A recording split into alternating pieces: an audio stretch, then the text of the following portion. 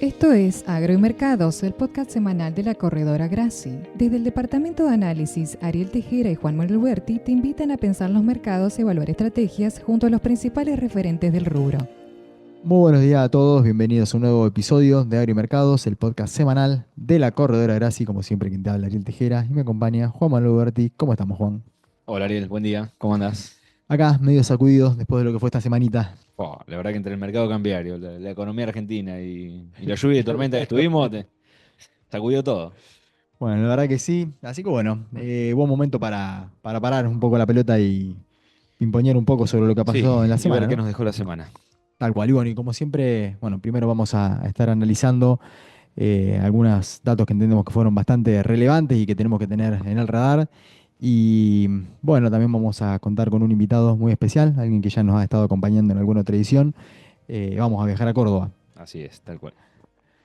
Bueno, ¿qué pasó en la semana? Pasó de todo, empezando con lo que tiene que ver más que nada con mercados, muy volátil los dólares, los futuros de ROFEX sobre todo, o A3 muy volátil, la operatoria con caídas, después de nuevo, bueno, se volvieron a calentar sobre el cierre de la semana, las posiciones más cortas quizás no llegaron a esos valores un poco disparatados que habíamos visto, ¿no? En el momento de mayor nerviosismo e incertidumbre, pero sí, de nuevo cerrando con valores al alza, con tasas implícitas de las posiciones más cortas, pensando en abril-mayo, ubicándose en torno a 60-55%, lo que, bueno, se ubica bastante lejos de la meta, por lo menos la propuesta de devaluación del crawling peg oficial, ¿no? Así que acá, bueno, un punto que hay que ver cómo esto se sigue acomodando. Lo que fue marzo, finalmente, bueno, parece que ya está bastante liquidado, ¿no? Y tuvo que ajustar respecto a los valores que habíamos visto y la disparada que habíamos visto semanas atrás o jornadas atrás. Pero bueno, seguimos en un mercado financiero que sigue mostrando, en lo que tiene que ver con futuros, algo de nerviosismo. MEP y contado con liqui volvieron a avanzar en la Y semana. perdón, esto que Sí. me decías es un mercado que empieza a mostrar nerviosismo y lo manifiesta bien en las posiciones del dólar futuro abril y mayo, ¿no? Entonces, Más cortas, sí, en las otras también, pero ahí es donde hay un poco más de... tenemos en un mercado que cree que con la resolución del tema del fondo, que se va a dar durante abril y mayo, va a haber, o se estima que va a haber un cambio en el esquema cambiario y otro tipo de cambio nominal, digamos. Posiblemente, algo así es lo que estaría por lo menos planteando el mercado. Después, bueno, todo lo que tiene que ver con la parte de MEP y contado con liqui, que bueno, eso es otro mercado, digamos, pero también vinculado al tipo de cambio, también finalizó tuvo otra semanita ahí de otro ligero avance en la semana para ubicarse en torno a los 1300, sobre todo el MEP, cercano a los 1300, incluso estuvo operando un poco por encima de los pesos por dólar, el tipo de cambio. Y bueno, una semana que toda esta volatilidad, ¿no? También vino de la mano de muchas noticias, bueno, y mercados que Y quieren saber qué declaraciones, pasa, ¿no? así, declaraciones, y mercados que quieren saber, ¿no?, qué pasa con el fondo y que se ponen nerviosos, ¿no?, ante esta situación que se viene a dilatarse y que, bueno, y que tiene otros tiempos quizás, ¿no? ¿Qué tuvimos en la semana y qué fue impactando? Bueno, primero lo tuvimos al ministro en una conferencia de prensa, o en una conferencia que dio, donde, bueno, justamente anunció que estaríamos, o que se habría negociado a nivel de staff con el Fondo Monetario y que se estaría presentando al board para la aprobación o no, desembolsos o un paquete de unos 20.000 millones de dólares, ¿no? Lo que representa una suma significativa. Eh, y bueno, esto permitiría, según el programa del gobierno, recomponer reservas del Banco Central y tendría esa finalidad, ¿no? Esto, bueno, si bien se dio en un intento de llevar un poco de tranquilidad a los mercados, bueno, luego hubo otra conferencia de miembros del fondo donde no se terminó de corroborar esta situación, entonces, bueno, eso volvió a generar algo de nerviosismo. Y finalmente, sobre el cierre de la semana, efectivamente se comunicó que sí, ¿no? Que todo esto es así, se están hablando, ese es el monto del paquete que está sobre la mesa y que está bajo evaluación, y bueno, y que obviamente va a depender de que la Junta termine aprobándolo o no, o cuánto de todo esto, ¿no? Pero esto es lo que se viene negociando, el monto que se viene negociando. Además, también habría otros paquetes con otros organismos internacionales como el BID, el Banco Mundial y el CAF. ¿Ok? Así que, bueno, mucha expectativa por cómo se puede dar todo esto. Bueno, y mercados, ¿no? Que empiezan, como decías vos, ¿no? A interpretar que, bueno, podría venir con algún tipo de ajuste en la política cambiaria. Y también, bueno, lo tuvimos al presidente, eh, digamos, bastante firme, ¿no? En torno a la idea de que, bueno, o bastante confiado, ¿no? Por lo menos en torno a las reservas que se van a poder acumular con estos nuevos programas, ¿no? Y la seguridad también con la que se está llevando adelante la política monetaria, en el sentido, ¿no? De ese balance pesos-dólar, ¿no? Dentro de la economía y cómo va a quedar, intentando también transmitir tranquilidad, ¿no? En lo que tiene que ver con la política cambiaria hacia adelante, ¿no? Pero bueno, todo está por verse. Y mientras tanto, bueno, lo que tuvimos fue otra semana bastante volátil.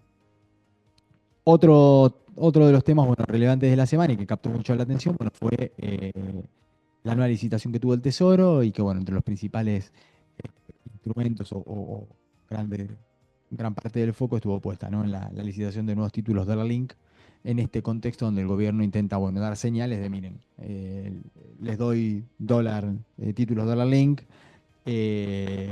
Por si alguien cree que va a por si haber alguien algún cree que tipo hay algún de tipo de... evaluación, Exacto, te bueno, doy acá la tiene. herramienta para que te cubras y Exacto, ¿no? Y bueno, nada, hubo algo de colocación ahí, a diferencia de lo que había sido la licitación anterior.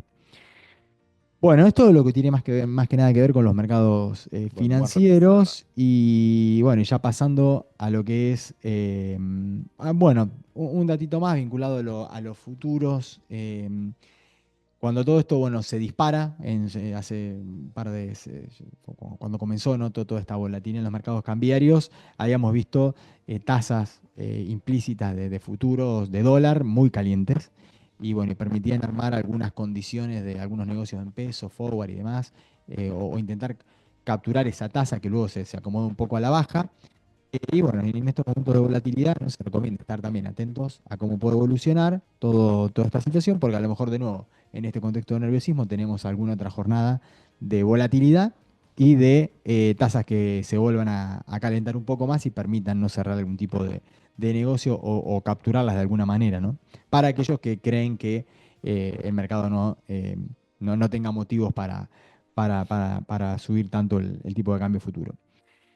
Así que ahí un punto para seguir estando muy atentos a esto, bueno, que se pudieron cerrar unos cuantos negocios, ¿no? De este estilo jornadas atrás.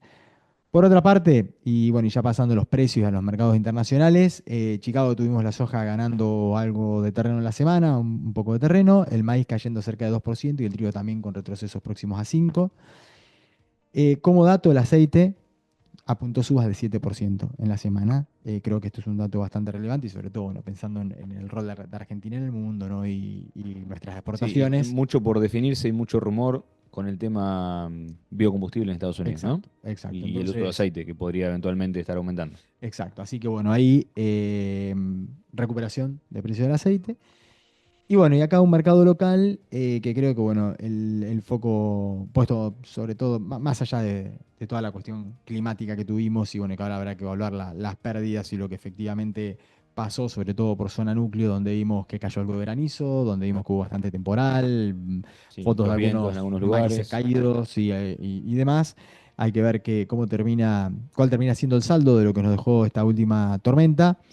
Pero más allá de esto, creo que dejando de lado la cuestión climática y productiva, desde el punto de vista de los mercados, la atención la ha estado acaparando más que nada la soja, con precios que se han estado calentando, una soja que debe ubicarse en torno a los 345.000 aproximadamente, dependiendo la jornada.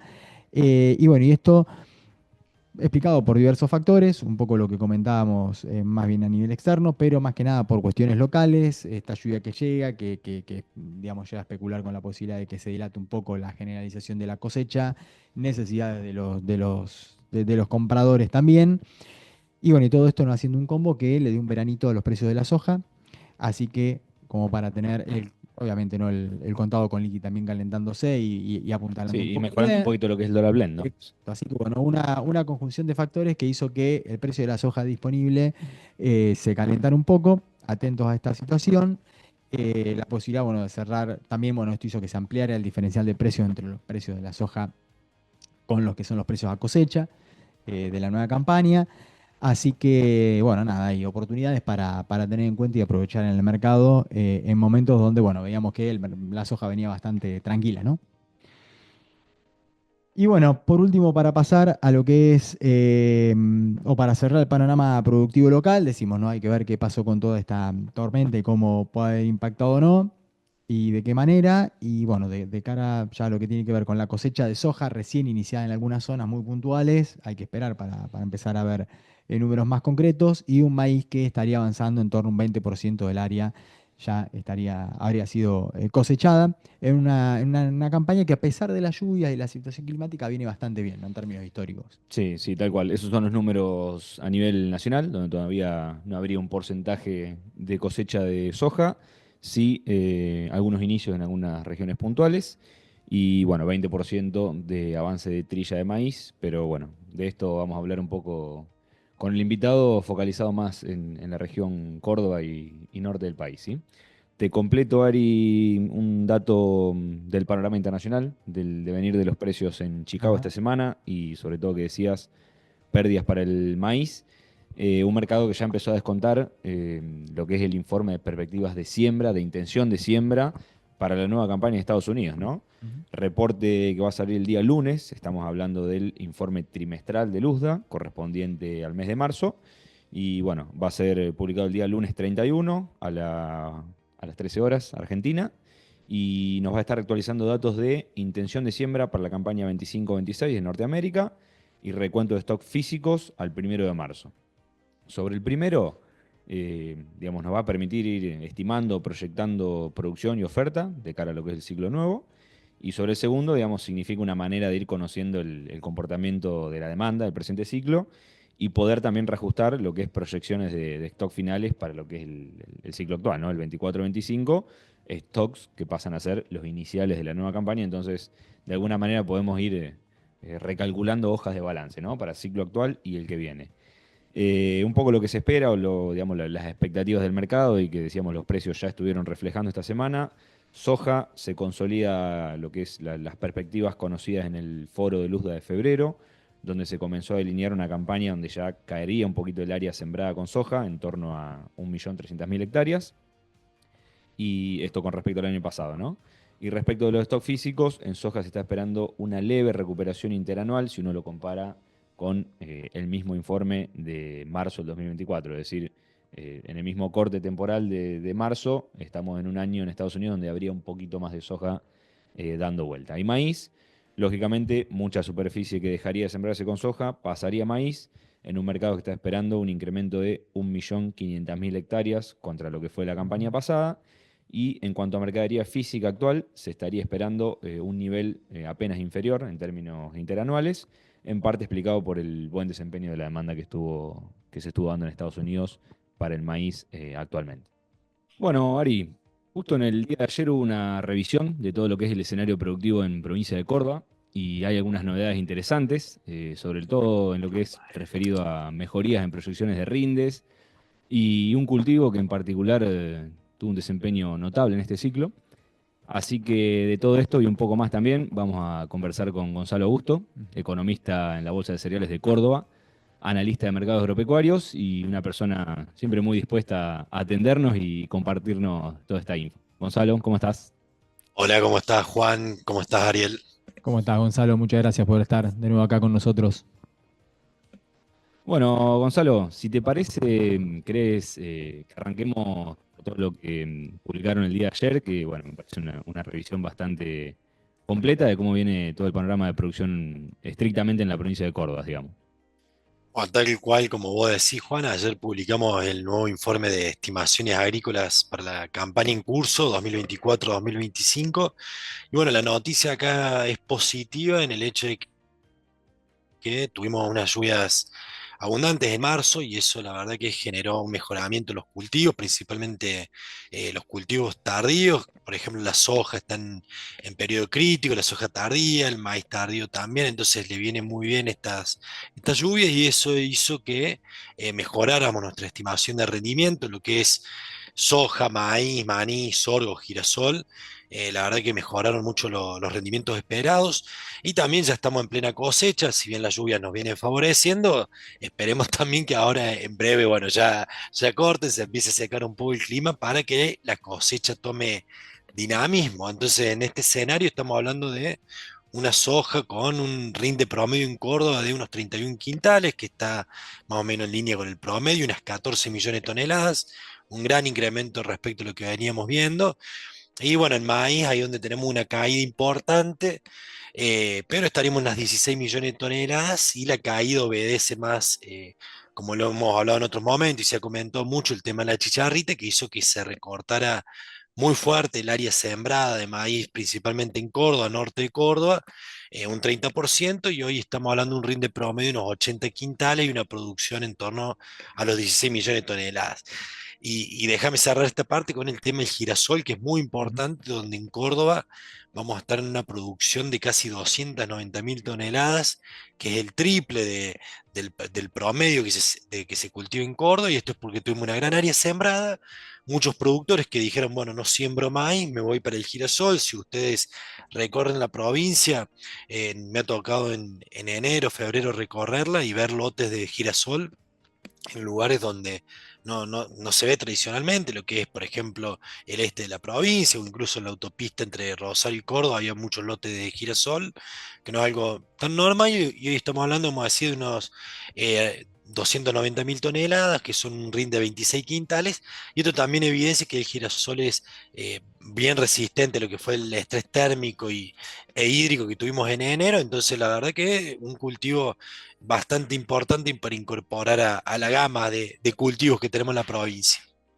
Sí, interesante, porque un poco la otra cara de la misma moneda, ¿no? En esta campaña donde a lo mejor sacrificaron un poco de área de maíz por lo sucedido el ciclo pasado, y bueno, emergió el girasol ahí como una alternativa bastante buena. ¿Y vos ves que esto haya sido una cuestión particular de este año o es algo que llegó más bien para quedarse? Yo creo que se está instalando porque si uno ve cómo vino evolucionando en los últimos años, venimos de un crecimiento de año tras año, y Girasol prácticamente se ha ido de la provincia de Córdoba, ahora volvió y la verdad que viene pisando, y particularmente por un tema de precios, hoy estamos hablando de unos 380, $390 por tonelada.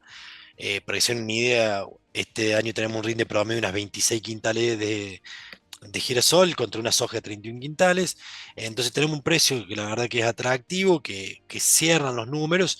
Obviamente este año estuvo muy condicionado por la caída en el área de maíz, que hizo que el productor, bueno, siembro soja, pero veía que la soja no me daba tan buenos números, entonces me fui para el lado del girasol, pero creemos que se puede seguir sosteniendo por la buena performance que tuvimos en esta campaña, en particular un año seco, que si bien ahora estamos hablando de lluvias, pero la verdad que fue bastante compleja la campaña, y muy dispar en las distintas zonas de la provincia, entonces hemos visto buenos resultados en el girasol. Bien, sí, es Bien. como que acompañó justo también el precio, digamos, y el mercado de girasol de forma conjunta con este tema de la chicharrita y permitió todo esto, ¿no? Bueno, esperemos que así se mantenga, ¿no? Por lo menos el escenario de precios. Exactamente, Juan. Y hay algo importante también, que ya tenemos un avance de casi el 40% de cosecha de girasol, así que va avanzando a buen ritmo. Estas lluvias nos retrasaron un poco, pero ya está en plena cosecha el girasol, y bueno, ahí también va avanzando un poco lo que es el maíz y la soja, que van en Se, torno al se- promedio. se van materializando esos números. Exactamente. Bien, y Gonza, ya que mencionás el tema avance de cosecha, con el resto de los productos, ¿cómo estamos? Porque, bueno, entendemos que ya llegó el primer lote de soja de campaña 24-25 y proveniente de la provincia de Córdoba. Bueno, venimos avanzando muy tímidamente, todavía lo que es soja ya ahora va a empezar a tomar dinamismo, pero venimos en números relativamente al promedio. Lo que es soja recién va arrancando, en maíz estamos en el orden del 4% de avance de cosecha. Recordemos acá también que Córdoba siembra maíz más tarde. Aunque también esta particularidad que es muy interesante, en Córdoba veníamos con aproximadamente el 15-16% de maíz temprano y todo el resto tardío. ¿Qué pasó esta campaña? Cerca del 30% fue temprano, ¿sí? Entonces eso también por el productor se quiso adelantar para poder evadir el tema de la chicharrita, entonces eso también hizo que se sembrara más maíz temprano respecto a otros años. Y bueno, recordemos que la cosecha viene del norte y va bajando para el sur, así que todavía es muy tímido el avance de cosecha en lo que es soja, maíz, en maní también, y en sorgo tenemos un avance del 2% aproximadamente, también muy incipiente, pero yo creo que ya en las próximas semanas, a medida que se seque el clima, van a avanzar mucho las tareas de cosecha. Bien. Bien, y en el resto de zonas que también relevan desde la bolsa, ¿qué novedades tenés? Bueno, eso, Ariel, también es un tema muy interesante porque he analizado muchas campañas en los últimos años, pero esta es la que si uno tiene que caracterizarla, la gran disparidad que hay por zonas. Hay zonas que están muy bien, otras zonas que están muy flojas. El norte de Córdoba está muy complicado, Ujú. lo mismo que Santiago del Estero.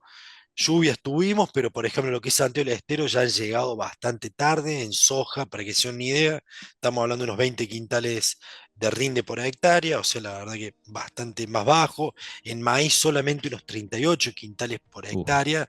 Entonces, la verdad que viene muy golpeado, producto de la sequía que atravesaron los cultivos. Donde principalmente durante el periodo crítico, entonces, y también las altas temperaturas que tuvimos en enero, febrero, incluso a medio de marzo, y eso hizo que esas zonas estén bastante más complicadas y eso se refleja en el volumen de producción que vamos a cosechar. bien, Bien, sí, no, no, sí, totalmente de acuerdo en que muchas zonas del país más donde complicado. la lluvia acompañaron y las perspectivas de rinde son buenas, bueno, como bien decías, en algunas partes de Córdoba también, y como se ve acá en zona núcleo y demás, después muchas otras zonas no tuvieron la misma suerte y se va a dar el fenómeno este de menor área cosechable directamente o pérdida de área. Sobre todo sí, en Santiago, Chaco y esas regiones.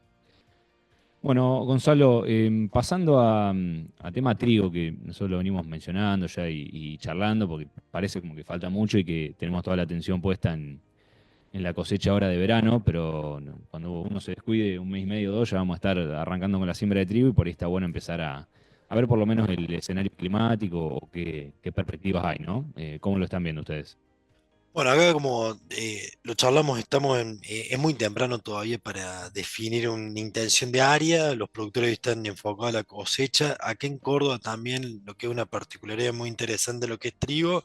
El productor siembra si tiene agua, si no hay agua, no siembra, más allá de que el precio sea de $600, no se siembra. Entonces también eso va a influir mucho. Yo creo que hoy las reservas hídricas están en condiciones del lado climático. eh, Puede estar satisfecho ese punto. Y en precio, la verdad que uno está viendo, la verdad que son precios relativamente buenos. Y muchos productores acá lo que hacen también en Córdoba, bueno, siembro el trigo para cobertura y después cuando llegue la fecha, si veo que está lindo lo cosecho y si no lo seco. Entonces, creo que todavía es temprano. Por un lado, lo más importante es el tema del agua en los suelos, que la tenemos y después faltarán algún tipo de definición y que pueden llegar a incidir, como lo que es el tipo de cambio, los derechos de exportación, si los terminan eliminando o qué pasa en junio, yo creo que eso es muy importante. Entonces también mientras se define la cosecha, ahí nos va a plantear otro escenario para lo que es la siembra de trigo, pero por lo menos el lado climático lo podemos llegar a pensar que lo tenemos cubierto. Entonces ves un área de trigo que, por más que no tengamos todavía una estimación, que por lo menos se iguale o sea muy similar al ciclo pasado, teniendo Sí, en cuenta que por lo menos el panorama climático y lo que es reserva de humedad en suelo, eso estaría acompañando y con precios que bien decís, aceptables, dentro de todo bueno, ¿no? exactamente, sí, por lo menos, como te decía, en Córdoba, sí, depende mucho el clima, no es que somos una zona triguera como el sur de Buenos Aires, acá lo hacemos y tenemos agua en los suelos, y bueno, eso es lo que estamos viendo ahora, donde la verdad que estamos recuperando las reservas hídricas que venían muy flojas, y bueno, todas las lluvias que tuvimos, y ahora este marzo que está siendo muy lluvioso, así que hoy nos predispongamos de otra manera, entonces ahora creo que faltaría la certidumbre por el lado económico, para el productor el impulso, para que haga un trigo que pueda ser de calidad, que lo fertilice, que le meta un poco más de tecnología y que no sea un trigo por las dudas de cobertura y que después veo si lo cosecho o no. Sí, mira, me quedé pensando un poco en esto que comentabas, es verdad, ¿no? Hay unas cuantas monedas que están todavía en el aire, por así decirlo, por lo menos está esa sensación, ¿no? Uno, bueno, lo que tiene que ver con el tema retenciones y lo que va a pasar, ¿no? Después de la mitad del año en adelante, y que, como bien decías, ¿no? Pega de lleno o podría llegar a tener algún impacto, por una parte en el ritmo de comercialización de los productos que se están cosechando, por otra en lo que tiene que ver con la nueva campaña, algunas decisiones, sobre todo de siembra y demás, digamos, de un tema clave, ¿no? A, a desenmarañar ahí cómo puede, qué desenlace puede llegar a tener el tema de retenciones. Y bueno, pero también hay otro de los temas que tenemos, algo que parecería que está un poco girando en el aire y hay que ver cómo cae, o cómo sigue por lo menos, es esta película, ¿no? De la política cambiaria, ¿no? Que estamos viendo esta semana. Bueno, hemos estado en semanas bastante volátiles, con distintas novedades, bastante incertidumbre, y bueno, y que eso también es otra de las grandes variables que a veces al productor le hace no pensar dos veces antes de tomar una decisión, espera, digamos, ¿no? ¿Cómo es un poco todo el contexto macroeconómico en general? Estamos, bueno, año de elecciones, el tema cambiario, acuerdo con el fondo, toda esta otra parte de la película que también nos afecta. ¿Dónde crees que hay que poner el foco? Eh, digamos, sobre qué tendríamos que tener cuidado.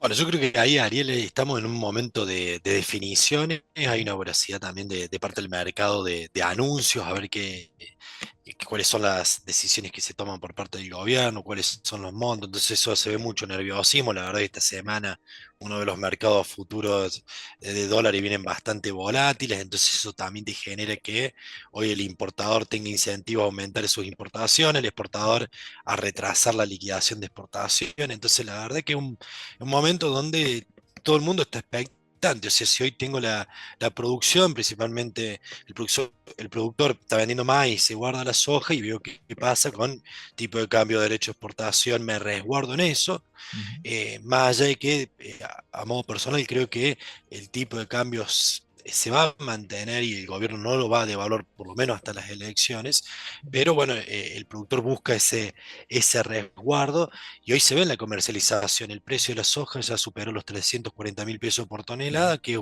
la verdad, un muy buen precio.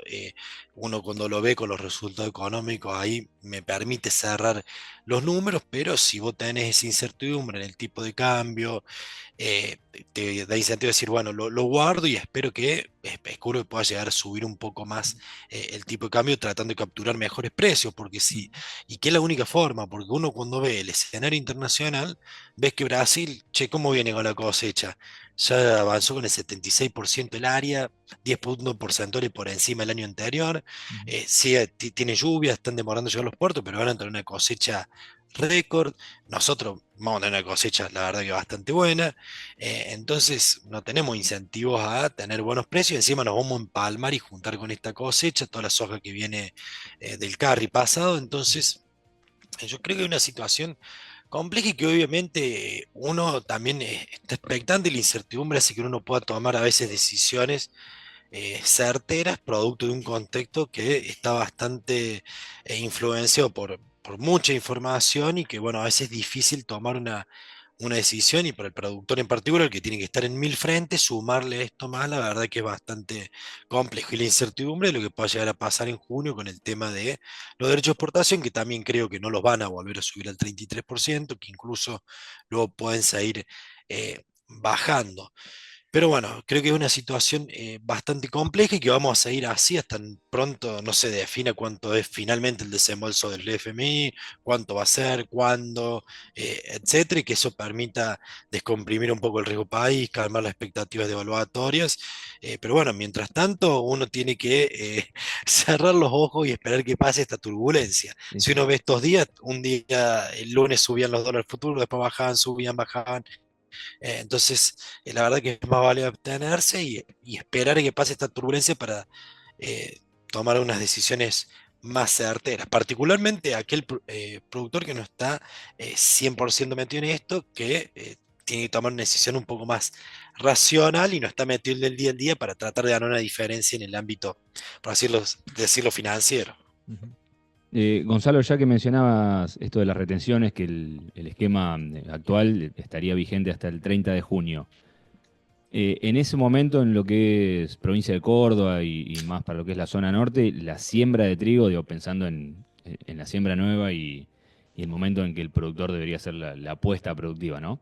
para fin de junio en aquella zona ya debería estar prácticamente todo sembrado, ¿no? Sí, Corregime. sí, básicamente el trigo acá se siembra de fines de mayo hasta medio de junio ya debería estar Claro, sembrado. claro. Sí, así que ahí ya debería tener alguna definición. Bien, bien, bueno. Bueno, la verdad que un panorama súper completo de todo lo que es provincia de Sí, Córdoba, sí. NOA, NEA y, bueno, la visión de un analista de mercados y un economista del departamento de investigación ahí de la bolsa que siempre da gusto conversar con él Tal cual. y que nos comparta todo esto. Bueno, Gonzalo, muchísimas gracias por sumarte y participar. Muchas gracias, Ariel, muchas gracias, Juan, y bueno, nos vemos en la próxima. Un gusto, Dale, como Gracias, Dios te gracias. siempre. Y bueno, prende. y como siempre nos recomendamos seguir todo lo que va publicando y elaborando la Bolsa de Córdoba, que es muy interesante, bueno, y permite justamente ir teniendo el pulso de cómo viene todo el tema productivo allí. Así es.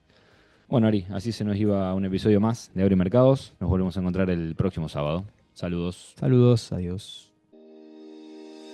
Esto fue Agro y Mercados, del podcast semanal de la corredora Graci con Ariel Tejera y Juan Manuel Huerti.